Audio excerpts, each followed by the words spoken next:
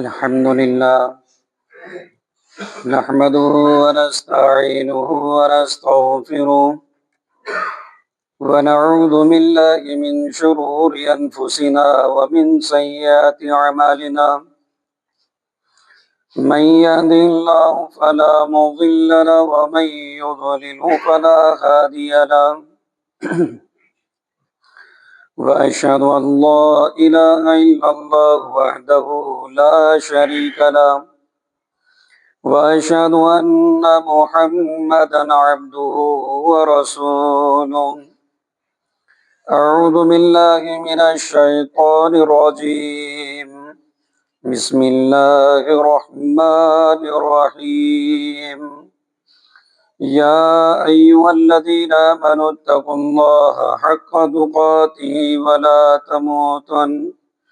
ولا تموتن إلا وأنتم مسلمون يا أيها الناس اتقوا ربكم الذي خلقكم من نفس واحدة وخلق منها زوجها وبث منهما رجالا كثيرا ونساء واتقوا الله الذي تساءلون به والأرحام إن الله كان عليكم رقيبا يا أيها الذين آمنوا اتقوا الله وقولوا قولا سديدا يصلح لكم أعمالكم ويغفر لكم ذنوبكم ومن يطع الله ورسوله فقد فاز فوزا عظيما أما بعد فإن خير الحديث كتاب الله وخير الهدي هدي محمد صلى الله عليه وسلم وشر الأمور محدثاتها وكل محدثة بدعة وكل بدعة ضلالة والضلالة في النار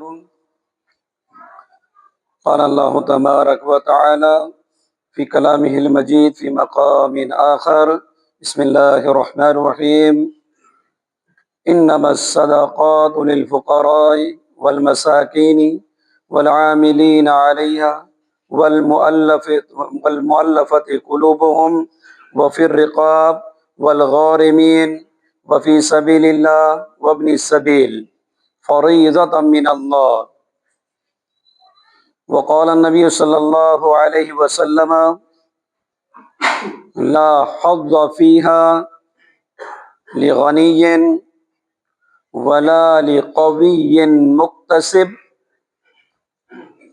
ہر قسم کی تعریفات، کبریائی، بڑائی، حمد و ثنا، تمام کے تمام اچھے کلمات اور اچھی باتیں اللہ وحدہ لا شریک کے لیے لائق اور زیبا ہیں، جو اکیلا ہے، تنہا ہے، ہر قسم کے چھوٹے بڑے نفع اور نقصان کا حقیقی مالک ہے۔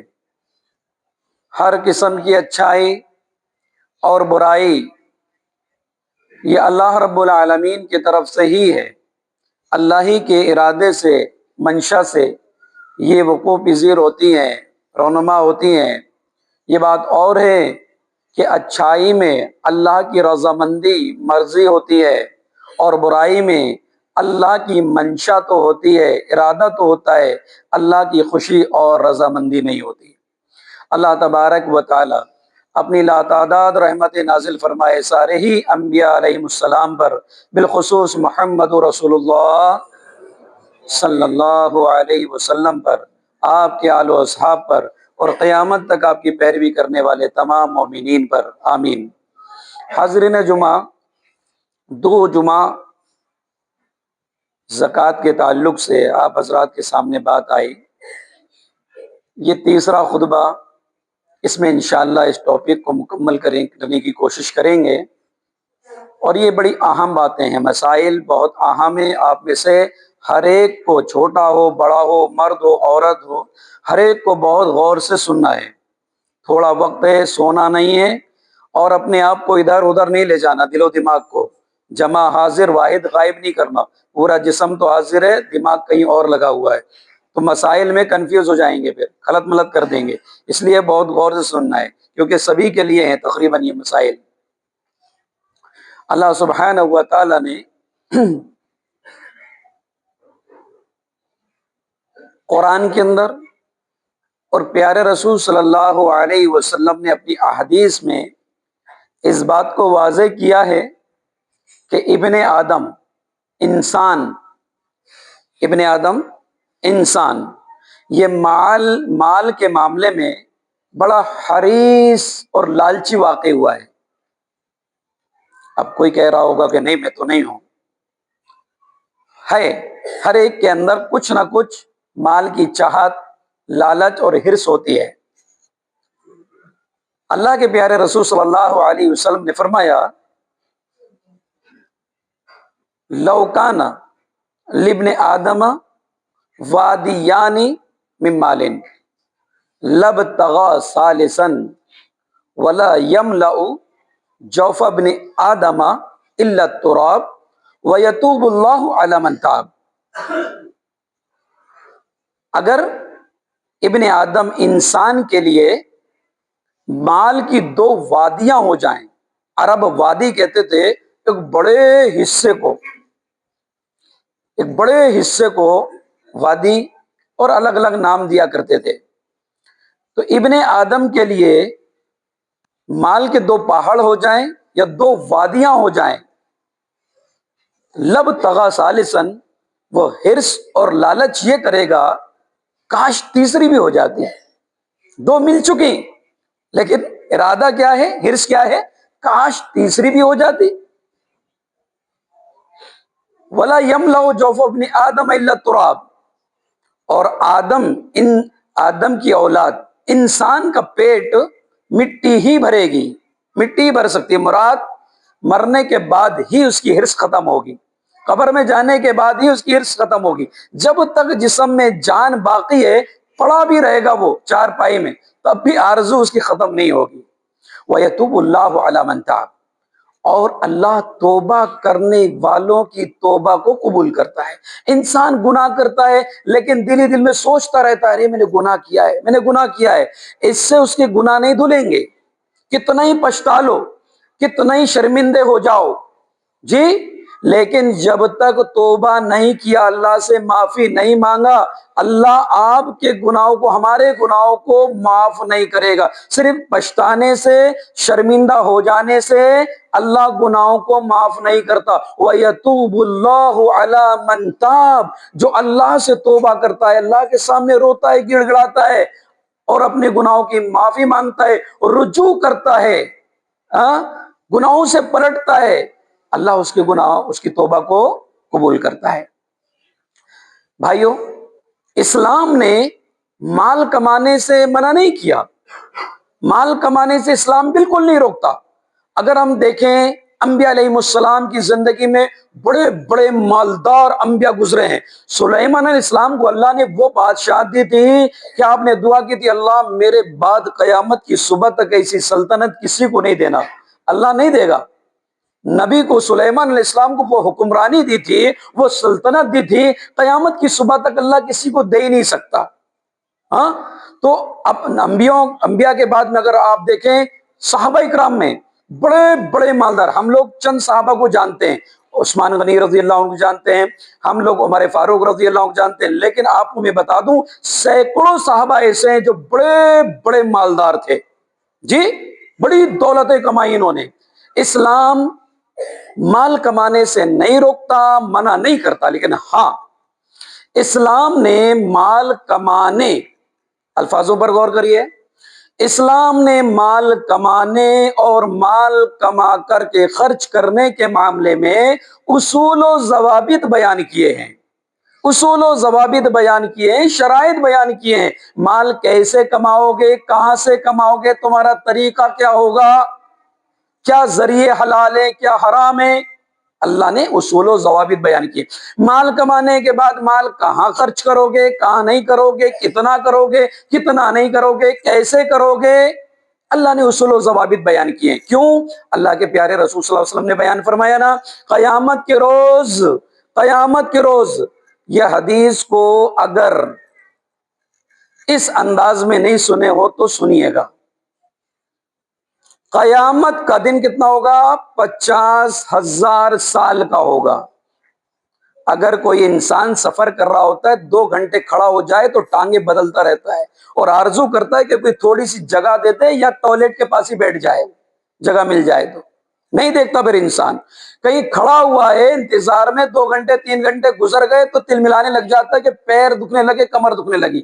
50,000 سال کا ایک دن ہوگا، اور اللہ کے رسول صلی اللہ علیہ وسلم نے فرمایا آدم کی اولاد کے قدم اس جگہ سے ہلیں گے نہیں جس جگہ پر وہ کھڑا ہوا ہے،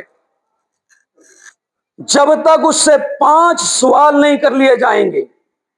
اس انداز کو، اس پہلو کو اپنے دل و دماغ میں رکھیے کہ ایک ہی جگہ پر کھڑا رہنا پڑے گا، اور 50,000 سال کا ایک دن ہوگا، اور جب تک مجھ سے اور آپ سے 5 سوال نہیں کر لیے جائیں گے، میرا اور آپ کا قدم اللہ کے دربار سے، اللہ کے سامنے سے ہٹے گا نہیں، کھسکے گا نہیں۔ اللہ اکبر! کیا تصور کیجئے، کیا پہلو ہوگا وہ! اللہ اکبر! اللہم حاسبنی حسابا یسیرا۔ اللہ ہم سب کے حساب کو آسان بنا دے اور آسان تر بنا دے اللہ رب العالمین۔ جی بہت دعائیں کرنا چاہیے میرے بھائیوں، بہت دعائیں کرنا چاہیے۔ صحابہ انبیاء لرزتے تھے اور قیامت کے دن بھی لرزتے رہیں گے، اللہم سلم، اللہم سلم، اللہم سلم۔ یہ نعرہ ہوگا نبیوں کا، اللہ آج ہمیں بچا لے، اللہ آج ہمیں بچا لے۔ ہماری اور آپ کا کیا شمار؟ بہرحال یہ ٹاپک نہیں ہے، بات آگے چلے جائے گی۔ تو وہاں 5 جو سوال ہوں گے، ان 5 سوالوں میں یہ بھی سوال ہوگا، مال کہاں سے کمایا؟ طریقہ کیا تھا تمہارا؟ طریقہ اور ذریعہ کیا تھا مال کمانے کا؟ حرام طریقے سے تو نہیں کمایا؟ سود بیاج کے ذریعے، رشوت کے ذریعے، جھوٹ بول کر کے، دغا دے کر، دھوکہ دے کر، چٹنگ بازی کر کے، ناپ تول میں کمی کر کے، جھوٹی قسمیں کھا کر، عیب چھپا کر، جی چوری کر کے، ڈاکہ ڈال کر، حق تلفی کر کے؟ ایسا تو نہیں تھا کوئی مال تمہارا ناجائز جو تمہارا حق نہیں تھا، تم حق نہ حق بنا بیٹھے تھے؟ اللہ اکبر! بڑا کٹھن۔ اب پوری زندگی غور کرنا پڑے گا، کہاں کہاں میں نے کس کا حق دبایا تھا، کتنا دبایا تھا، کس کا قرض مارا تھا، کس کا لیا تھا، دیا نہیں تھا، کہاں سے کمایا، طریقہ کیا تھا، ذریعہ کیا تھا، اور کما تو لیا۔ کمال میں کہتا ہوں مال کمانا بڑا آسان ہے، اللہ کا نے طاقت دیا ہے، ہنر دیا ہے، صلاحیت دیا ہے، جسم سے سلامت ہے، دماغ ہے، مال کمانا آسان ہے۔ یہ بات اور ہے کہ ایک انسان کمانا ہی نہ چاہے، حرام خوری اگر ہے تو پھر وہ ایک الگ چیز ہے، لیکن مال کمانا الحمدللہ آسان ہے۔ مال کمانے کے بعد مال کو خرچ کرنا یہ بڑا تیڑا مسئلہ ہے۔ مال آنے کے بعد انسان دیکھتا نہیں ہے، فضول خرچی میں، ناجائز چیزوں میں، ناجائز مطالبات میں خرچ کرتا ہے، خرچ کرتا ہے۔ عیاشیاں بھی کرتے ہیں لوگ، اپنے شہر میں موقع نہیں ملتا دوسرے شہروں میں جا کر کے عیاشیاں کرتے ہیں، مال کو اس طریقے سے ضائع کرتے ہیں۔ ایسی بھی رپورٹیں ہیں، بتائیے۔ بہرحال میرے بھائیوں، مال کمایا اور کمانے کے بعد کہاں خرچ کیا، کن کاموں میں خرچ کیا، یہ بڑا مسئلہ ہے۔ بہرحال اللہ سبحانہ و تعالیٰ نے زکوٰۃ کے تعلق سے بیان فرمایا کہ زکوٰۃ کا جو مال ہے، یہ مال 8 جگہوں پر خرچ کیا جائے گا۔ یہ مال انما الصدقات للفقراء، فقیروں کے لیے ہے، مسکینوں کے لیے ہے، اور والعاملین علیہا، اس پر کام کرنے والے، زکوٰۃ کے مال کو اکٹھا کرنے کے لیے جو لوگوں کو مقرر کیا گئے ان کی تنخواہ اس میں سے دی جائے گی۔ والمعلفۃ قلوب، اور تالیف قلب کے لیے دی جائے گی۔ ایک ایک لفظ بڑا تشریح طلب ہے، بہت تحقیقی معاملہ یہ۔ اور اسی طریقے سے وفر رقاب، 5ویں چیز گردنیں آزاد کرنے میں، غلاموں کو آزاد کرنے میں۔ آج کے زمانے میں جو مظلوم قیدی ہیں، بے گناہ، بغیر کسی وجہ کے ان کو بند کر دیا گیا ہے، ان کی رہائی کے لیے اس پیسے کو لگایا جائے گا۔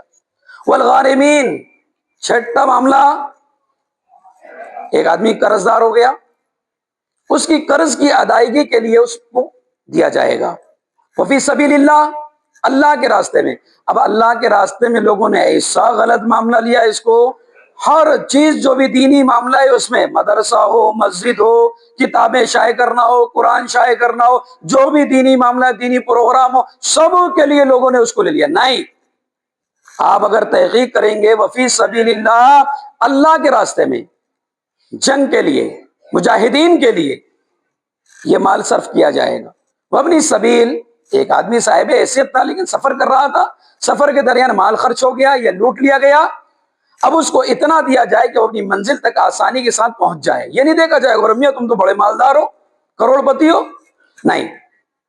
تو یہ 8 جگہوں پر مال خرچ کیا جائے گا۔ مال کن لوگوں سے لیا جائے گا؟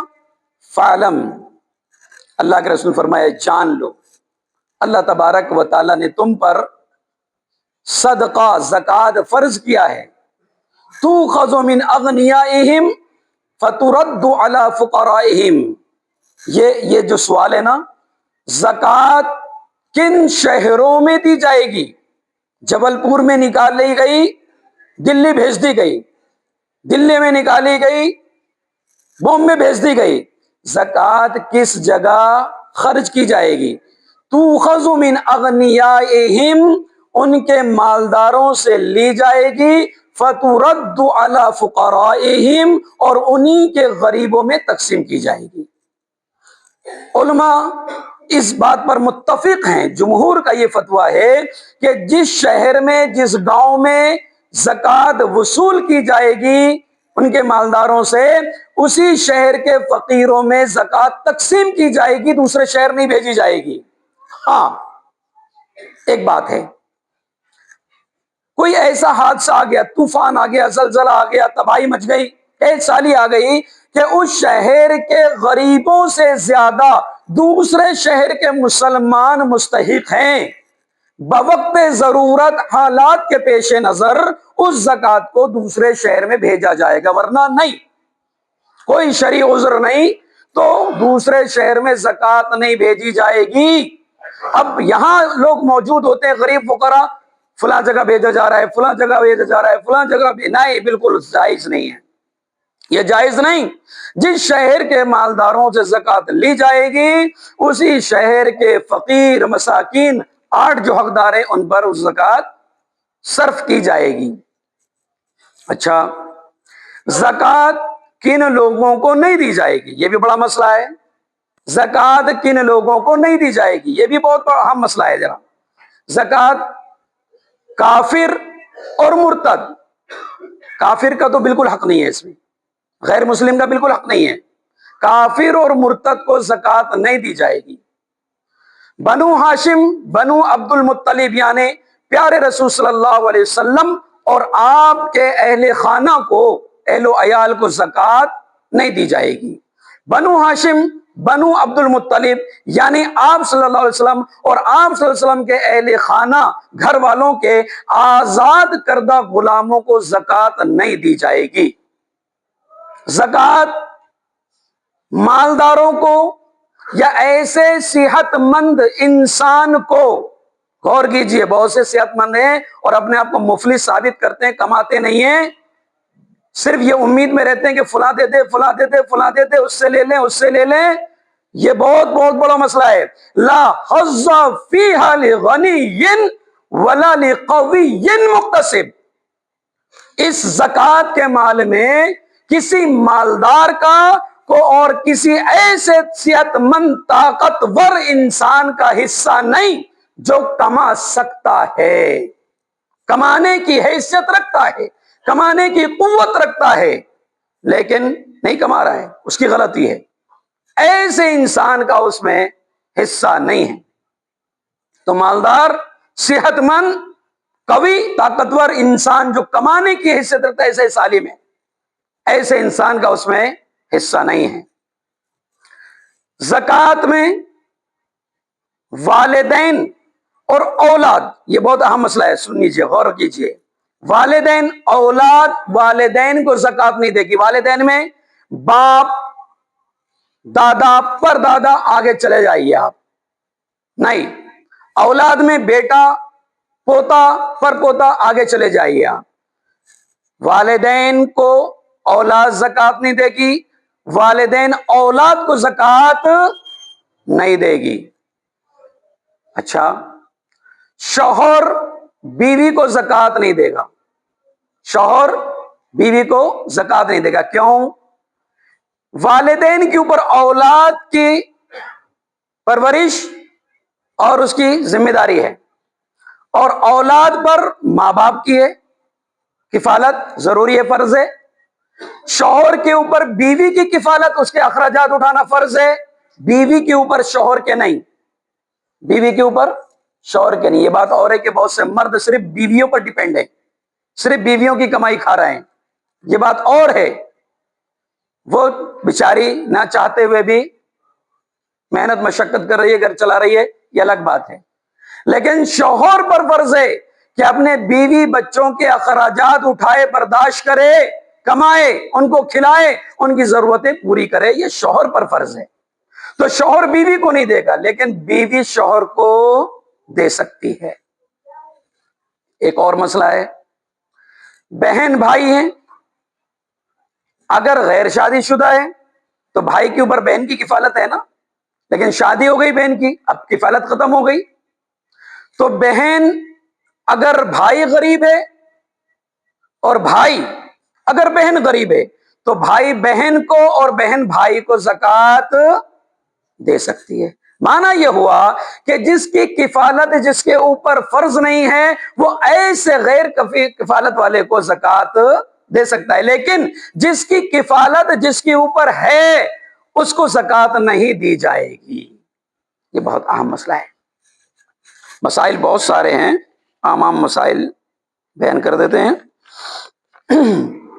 اسی طریقے سے زکات رشتہ داروں کو دینا افضل ہے. زکات ہو صدقات ہو, یہ رشتہ داروں کو دینا افضل ہے. اب اگر نظام شریعت کا شرعی نظام ہے کہ ہر شہر میں وصول کی جائے گی اور اسی شہر کے غریبوں میں تقسیم کی جائے گی, تو پھر رشتہ دار دور بھی ہیں تو بھیجنے کی ضرورت نہیں پڑے گی. لیکن اگر نظام ہی نہیں ہے ایسا کہ اکٹھے کی جاتی ہو اور اسی شہر کے لوگوں کو, تمام لوگوں کو جن کے حساب کتاب لکھا پڑی سب چیزیں ریکارڈ موجود ہے کہ کوئی غریب چھوٹ نہ جائے, زکات پہنچائی جاتی ہے, تو بہت اچھی بات ہے. نہیں ہے ایسا تو بھائی ظاہر سی بات ہے کہ میرا فلاں رشتہ دار فلاں جگہ پر ہے, میں وہاں بھیجوں گا, کیونکہ منظم سسٹم نہیں ہے. تو زکات رشتہ داروں کو دینا افضل. اللہ کے رسول صلی اللہ علیہ وسلم فرماتے ہیں اگر صدقہ, عام صدقہ زکات ہو یا عام صدقہ ہو, یہ مسکین کو دینا, عام مسکین کو دینا ایک اجر ہے. لیکن وہی صدقہ چاہے وہ عام صدقہ ہو یا زکات ہو, اگر آپ اپنے رشتہ دار مسکین غریب کو دیتے ہیں تو ڈبل اجر ہے. اللہ اکبر, ڈبل اجر ہے. تو زکات ہو صدقات ہو عطیات ہو, اس کے زیادہ حقدار ہمارے رشتہ دار ہیں. لیکن عجیب مسئلہ ہے, عجیب مسئلہ ہے, اللہ تبارک و تعالیٰ کے شریعت کے اس مقرر کردہ نظام کو ہم اپنی نفسانی خواہشات کی وجہ سے تبدیل کر دیتے ہیں. اگر میں نے اپنے غریب رشتہ دار کو دے دیا نا 10,000 روپے, تو وہ تو مالدار ہو جائے گا, میرے برابری میں آ جائے گا. نہیں, اس کو غریب ہی رہنا چاہیے, اس کو محتاج ہی رہنا چاہیے, بھک منگا رہنا چاہیے, اس کو میرے برابر نہیں آنا چاہیے. یہ مزاج ہمارا بنا ہوا ہے. یہ شریعت کی دین کی کمی ہے میرے بھائی, یہ ایمان کی کمی ہے. یہ جی نہیں, شریعت کہہ رہی ہے کہ عام مسکین کو دو گے تو ایک اجر ہے, لیکن وہی فرض صدقہ زکات تمہیں نکالنا ہی ہے, ادا کرنا ہی ہے. لیکن اگر اپنے رشتہ دار کو دے دو گے ڈبل اجر کے مستحق بن جاؤ گے. ایک تو تم فریضہ ادا کر رہے ہو اس کا, اور دوسرا تم نے اس کے ذریعے صلہ رحمی کی کہ اپنے قریبی رشتہ دار کو تم نے ترجیح دی, ڈبل اجر کے مستحق بن رہے ہو. اللہ اکبر.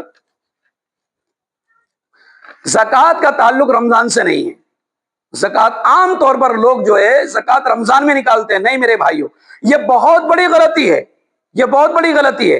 اگر شعبان کے مہینے میں، شوال کے مہینے میں، ربیع الاول کے مہینے میں، جس مہینے میں ہماری زکوٰۃ ہم پر فرض ہوتی ہے، سال مکمل ہوتا ہے، ہمیں اسی مہینے میں ایک دن بھی ضائع کیے بغیر زکوٰۃ نکالنا ہوگا، زکوٰۃ نکالنا ہوگا۔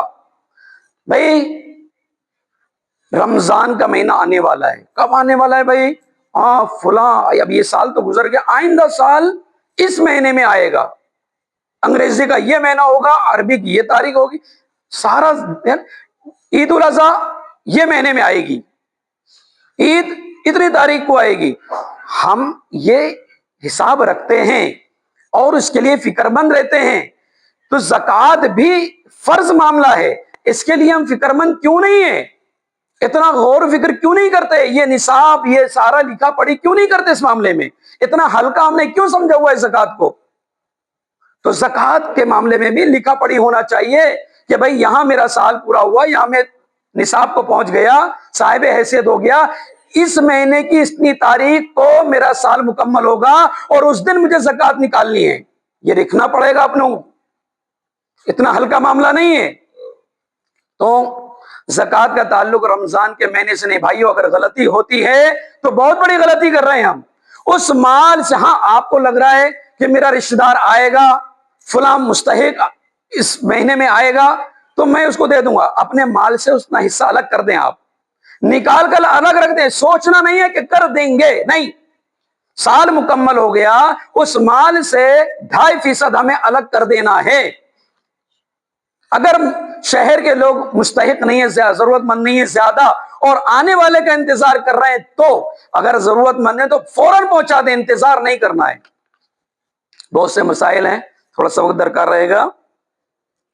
کیا زکوٰۃ وقت سے پہلے نکالی جا سکتی ہے؟ جی ہاں، زکوٰۃ وقت سے پہلے نکالی جا سکتی ہے۔ مثال کے طور پر اس سال شعبان کے مہینے میں نے زکوٰۃ نکال دیا، پہلے ہی نکال دیا تھا، اب میں چاہتا ہوں کہ گزرے ہوئے سال کی میں نے تو زکوٰۃ نکال دی، 1446 کی میں نے زکوٰۃ نکال دی، لیکن 1447 کی ایکسٹرا زکوٰۃ نکال دیتا ہوں میں، بالکل جائز ہے۔ آپ تھوڑی تھوڑی کر کے، کہ زیادہ نکالنا مشکل ہو جاتا ہے، تھوڑی تھوڑی کر کے آپ آئندہ سال کی زکوٰۃ نکال سکتے ہیں، اور جو بچے اس کو اس تاریخ میں مکمل نکال دیجئے، پورا جوڑ لیجئے کہ میں نے پورے سال میں اتنی زکوٰۃ نکالا ہے۔ لیکن نیت ضروری ہے، آپ عام صدقے کی نیت کریں، آپ نے اٹھایا دے دیا، آخر میں کہہ رہے ہیں آپ کہ نہیں وہ جوڑ لو، سب جتنا آپ نے دیا ہے وہ سب جوڑ لو، نہیں، ایسا نہیں ہوگا۔ نیت ضروری ہے کہ آپ کس ارادے سے دے رہے ہیں، زکوٰۃ کے لیے دے رہے ہیں، عام صدقہ دے رہے ہیں آپ۔ زکوٰۃ کیا 8 جگہوں پر خرچ کرنا ضروری ہے؟ نہیں، ضرورت، اگر 8 جگہوں پر ضرورت ہے تو 8 جگہوں میں خرچ کریں گے، اگر کم جگہوں پر ضرورت ہے تو کم جگہوں میں خرچ کریں گے۔ اگر ہمیں لگ رہا ہے کہ نہیں ایک ہی کو دے دیں، ایک ہی کو دے سکتے ہیں، زکوٰۃ ادا ہو جائے گی۔ جی، کیا زکوٰۃ سے کوئی ذاتی فائدہ اٹھایا جا سکتا ہے کہ بھئی میرے پاس کسی نے زکوٰۃ رکھا، کاروبار میں لگا دیا، کوئی فائدہ اٹھا لیا اس سے؟ نہیں، زکوٰۃ کے مال سے کوئی بھی اور کسی بھی قسم کا ذاتی فائدہ نہیں اٹھایا جائے گا۔ جی، زکوٰۃ کا مال ذاتی نقصان سے بچنے کے لیے بھی استعمال نہیں کیا جائے گا۔ کوئی ایسا نقصان ہو رہا ہے کہ بھائی چلو ابھی زکوٰۃ کا مال لگا دیتے ہیں، اپنا ذاتی مال حفاظت میں رکھو، سیف رکھو اس کو، زکوٰۃ کا مال ہے اپنے پاس، اس کو لگا دو نقصان سے بچنے کے لیے، نہیں، کسی بھی قسم کے نقصان سے بچنے کے لیے زکوٰۃ کا مال استعمال نہیں کیا جائے گا۔ کیا زکوٰۃ کا مال قرض کے طور پر دیا جا سکتا ہے؟ ہاں، بہت سے لوگ کیا کرتے ہیں، زکوٰۃ کا مال اکٹھا ہو گیا، کوئی آیا، صاحب 1 لاکھ روپے دے دیجئے، فلاں کام ہے، آپ نے دے دیا، نہیں، 1 روپیہ بھی نہیں دے سکتے آپ۔ کسی کو زکوٰۃ کا مال بطور قرض نہیں دیا جائے گا، زکوٰۃ کا مال ادھار نہیں دیا جائے گا، اگر وہ مستحق ہے تو اس کو اس کا مالک بنا دو۔ ایسا بھی نہیں، بہت سے لوگ کیا کرتے ہیں، کچھ سنستھائیں ہیں، سوسائٹیاں ایسی کہ بھائی انہوں نے تنظیمیں مال اکٹھا کرتے ہیں، اور جیسے بینک دیتی ہے ایسا لون دیتے ہیں بغیر بیاج کے، اور وہ قسطوں کے طور پر وصول کرتے ہیں، 2000 روپے 5000 روپے آپ ہمیں دیتے جائیے، ہم پھر دوسرے کو دیں گے۔ آپ اگر وہ واقعی معنی میں غریب ہے، محتاج ہے، مسکین ہے، فقیر ہے، تو آپ اس کو اس کا مالک بنا دیجئے۔ آپ نے اس کو ادھار دیا، آپ نے مالک نہیں بنایا اس کو، وہ حقدار تھا، آپ قرض دینے کے حقدار نہیں ہیں. آپ کو کس نے یہ دیا حق کہ آپ صرف قرض دے کر کے واپس لوٹا لیں اس سے؟ نہیں. اگر وہ مستحق ہے آپ اس کو مالک بنا دیجئے، اس کا حق ہے. یہ اس قسم کی تنظیمیں نہیں چلائے جائیں گی، یہ اس طریقے کے پروگرام کہ حقداروں کو محتاج ہے پھر بھی آپ قرض دے کر کے واپس لے رہے ہیں. نہیں، یہ زکوٰۃ کی ادائیگی نہیں ہوگی. اگر کوئی کر رہا ہے تو زکوٰۃ کی ادائیگی نہیں ہوگی. جن لوگوں نے زکوٰۃ دی ہے اس آدمی کو کفیل بنایا ہے کہ بھئی آپ زکوٰۃ حقداروں تک پہنچا دینا. اور اگر آپ کی تنظیم، آپ کی سوسائٹی ایسی کر رہی ہے، ایسا کر رہی ہے کہ قرض دے کر واپس لے رہی ہے، جائز نہیں ہے. زکوٰۃ کا مال بطور قرض نہیں دیا جائے گا. کیا زکوٰۃ بتا کر دی جائے گی؟ نہیں. اگر وہ مستحق ہے دے دیجئے، اس کو بتانے کی ضرورت نہیں، کتنا بڑا خوددار آدمی کیوں نہ ہو. بھائی اللہ نے تجھے محتاج بنایا ہے، لینے والا بنایا، تیرا حق ہے، تجھے بتایا نہیں جائے گا. تیری خودداری اپنے پاس رکھ. بہت سے ایسے لوگ ہیں جو حقدار ہیں، اپنے گھر والوں کو ترساتے ہیں، محتاج زکوٰۃ کا مال لینے کے حقدار ہیں، لیکن ذاتی خودداری ایسی ہے کہ نہ کما کر کھلا رہے ہیں، نہ ضرورتیں پوری کر رہے ہیں، اور نہ زکوٰۃ کا مال لینے کے لیے تیار ہیں. ایسی خودداری کام کی نہیں ہے. خودداری وہ کہ جس میں انسان خود اعتماد ہو، کرے سب کچھ ضرورتیں پوری کرے، اس کے بعد بھی آدمی خودداری دکھائے تو بات سمجھ میں آتی. شریعت ایسی خودداری کو نہیں مانتی. کیا ہاں یہ بہت بڑا مسئلہ ہے. کیا زکوٰۃ کا مال کسی کی شادی میں لگایا جا سکتا ہے؟ بہت اہم مسئلہ ہے. ہمارے یہاں گھروں گھر گھوم رہے لوگ، تنظیمیں چل رہی ہیں، شادی میں لگانا ہے صاحب، اتنے نکاح کروانا ہے، اتنے نکاح کروانا ہے. کیا دینا ہے؟ سارا سامان دے رہے ہیں. اس میں ایک تو دین کا کام کر رہے ہیں اور جہیز بھی دے رہے ہیں. بھئی کیا فائدہ ایسی تنظیموں کا؟ ایسے پروگرام چلا کر کیا فائدہ؟ شریعت کی مخالفت دین کے نام پر کر رہے ہیں آپ، کہ سامان بھی دے رہے ہیں جہیز کا، اور بڑے بڑے پروگرام کر رہے ہیں، کھانے پینے چل رہے ہیں. ایسی تنظیمیں بیکار، کوئی فائدہ نہیں ایسے پروگراموں سے. اگرچہ آپ دنیا والوں کو دکھانے کے لیے، ویڈیو بنانے کے لیے، پرچار کرنے کے لیے، دکھانے کے لیے کچھ بھی کریں، شریعت ایسے معاملوں کو نہیں قبول کرتی. تو اگر لڑکی کے کھانے پینے جہیز سامان کے لیے آپ دے رہے ہیں، ناجائز ہے.